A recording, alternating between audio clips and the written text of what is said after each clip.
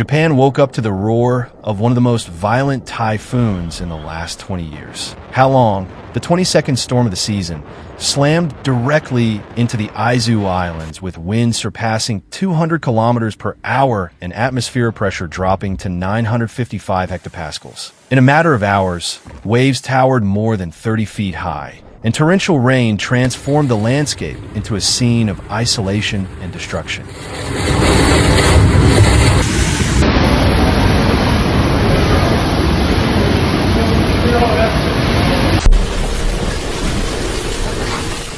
At dawn on October 9th, the storm marked a turning point for the nation. On Hachijojima, the first island to feel its full impact, the wind roared with a force that made the ground tremble. Trees fell one after another, power lines sparked in the darkness, and the metallic screech of torn rooftops filled the air. From the mainland, radar images revealed a perfectly defined eye, a clear sign that Halong had reached peak intensity.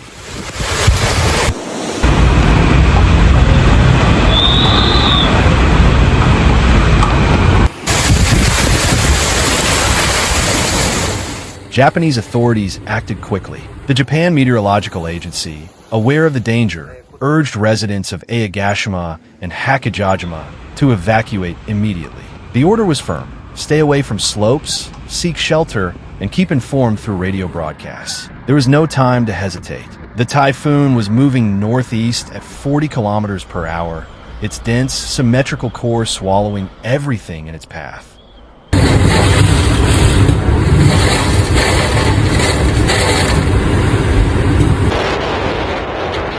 During the early hours, rain gauges recorded astonishing figures. In just 3 hours, Hachijojima received more than 200 millimeters of rainfall, and by noon the total had reached 356 millimeters in 24 hours, a new record. The water poured down with such force that drainage systems collapsed, roads became rivers, and the surrounding hillsides began to crumble.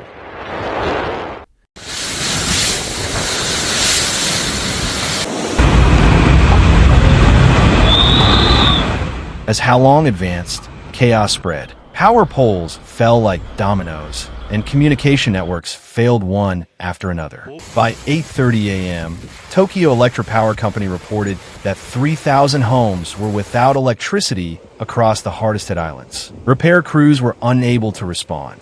The winds made any outdoor operation impossible.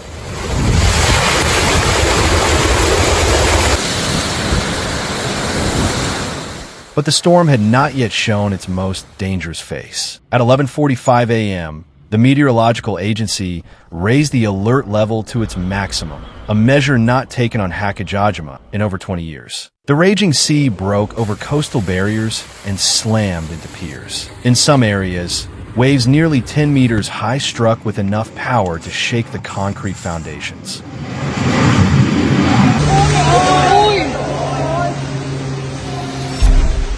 Meanwhile, hundreds of residents huddled in makeshift shelters inside schools and public buildings. Outside, visibility was near zero. The wind ripped away traffic signs, and the deafening noise made conversation impossible. Those who remained in their homes later described the sound as an endless roar that refused to stop.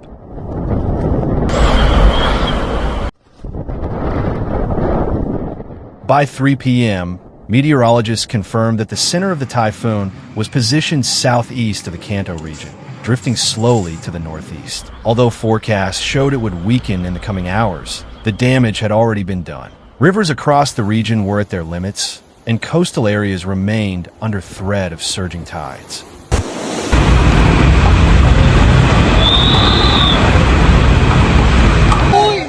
Toward evening, the first reports of destruction began to pour in. More than 40 homes in Hachijojima had lost their roofs. Several cars were swept away by floodwaters, and roads, buried under fallen trees, became impassable. Surprisingly, no casualties were reported on the island. The quick response and early warning systems had worked.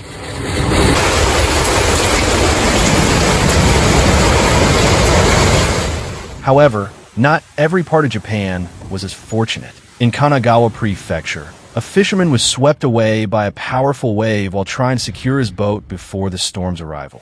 the first confirmed fatality linked to Halong. Authorities renewed their warnings to stay away from the coast until further notice.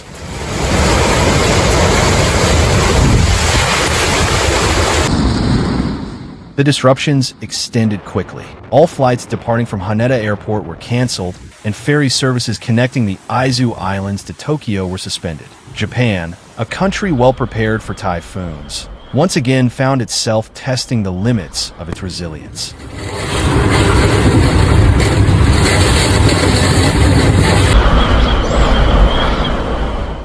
On Hachijojima Island, conditions were dire. Fierce winds tore down antennas, and communication lines failed entirely. For hours, the island was cut off from the outside world. Engineers suspected that undersea fiber optic cables had been damaged, leaving residents dependent solely on emergency radios for contact.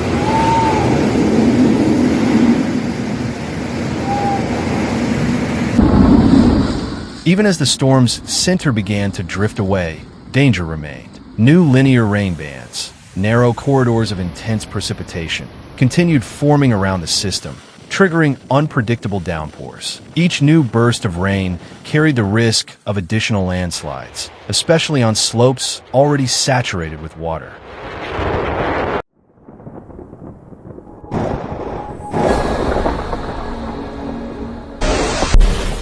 Meteorologists closely analyzed satellite imagery. Halong displayed an almost perfect symmetry, with a clear eye and deep convection, revealing the immense energy driving the storm. Experts described it as one of the most structurally organized typhoons seen in the Western Pacific in recent years.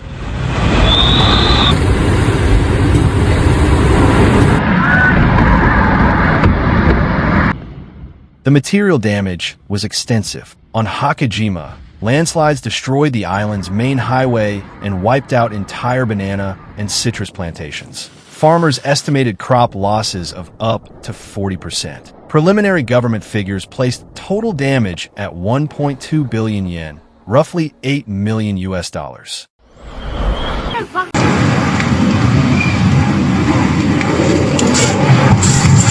While Japan assessed the scale of the destruction, meteorologists in the United States issued a new warning. Halong's remnants could cross the Pacific and energize an atmospheric river heading toward California. Forecast models pointed to the potential for heavy rain and early season snowfall in the Sierra Nevada.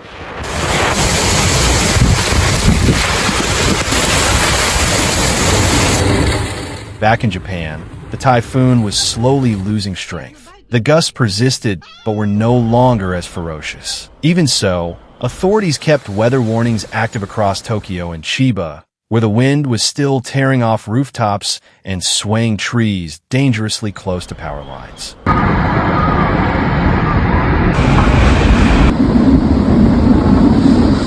In rural areas, the concern shifted to the ground itself. The soil was unstable, and tree roots had been weakened by the storm. Even without additional rainfall, a minor tremor or drizzle could trigger new landslides. Experts urged residents to avoid mountain slopes for several days.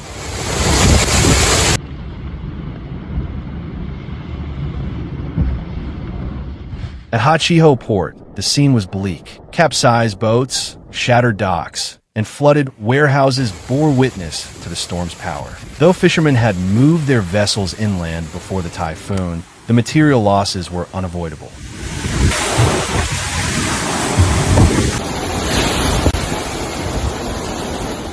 The Japan Meteorological Agency later confirmed that Halong had broken multiple records. The peak wind speed recorded on Hachijojima was the strongest since 2005, and the 24-hour rainfall total had doubled the island's annual average.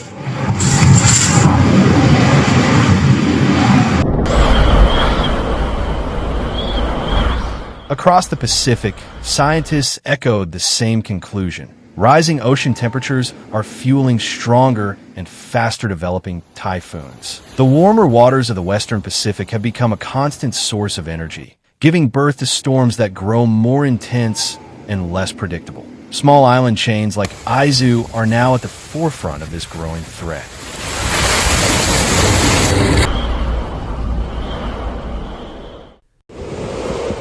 October 9th will be remembered as one of the most violent weather events in Japan's recent history. Despite the destruction, the country's preparedness, infrastructure, and discipline helped avert a greater tragedy. Shelters, alerts, and collective action once again proved to be Japan's strongest defense.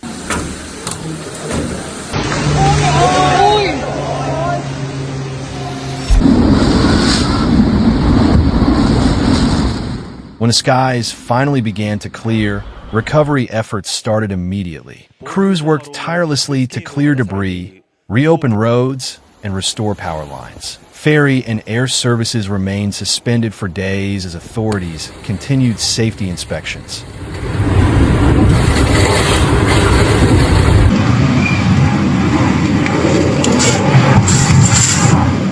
In affected towns, volunteers distributed food, water, and blankets to evacuees. Community radio stations became the main channel of communication, coordinating rescue efforts and relaying critical updates. Solidarity was everywhere, neighbors sharing flashlights, youth groups helping clear roads, and families offering shelter to those displaced.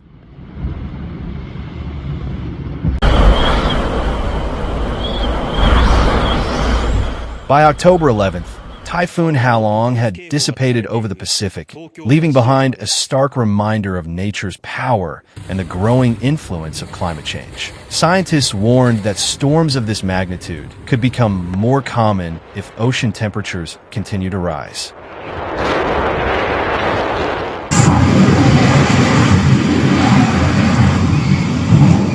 Japan, once again, stood resilient in the face of adversity. Despite the destruction, the country endured one of its fiercest meteorological challenges in years without large-scale loss of life. Yet Halong left behind an unmistakable message that the margin of safety against nature's fury is shrinking, and preparedness remains humanity's only shield against the relentless force of wind and sea.